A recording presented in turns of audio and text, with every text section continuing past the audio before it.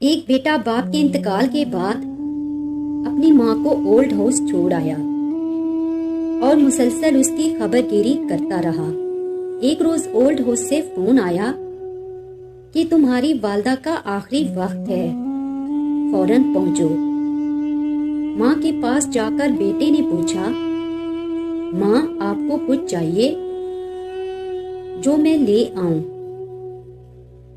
माँ ने कहा, बेटा यहाँ ओल्ड हाउस में कूलर खरीद के रख देना, क्योंकि बहुत गर्मी है और यहाँ रहने वाले लोग बहुत तकलीफ और परेशानी में रहते हैं। टूटे हुए शीशों को बदलवा देना ताकि सर्दी में ये लोग आराम से रहें। सहन में दरख्त लगा देना ताकि इसके साए में आराम कर सके। फ्रिज में अच्छी अच्छी ग़िज़ा रख देना। इतनी ही रातें मैं कुछ बगैर खाए पिए सोती रही हूँ।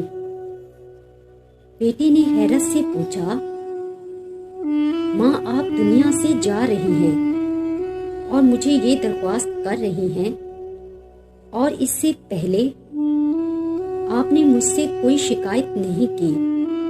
माँ ने कहा, हाँ मेरे बेटे, मुझे गर्मी सर्दी भूख प्यास की आदत है, लेकिन मुझे डर है जब तेरे बच्चे तुझे बुढ़ापे में यहाँ लेकर आएंगे तो मुझे बहुत तकलीफ होगी, क्योंकि मैंने तुझे बहुत नाज़ों से पाला था।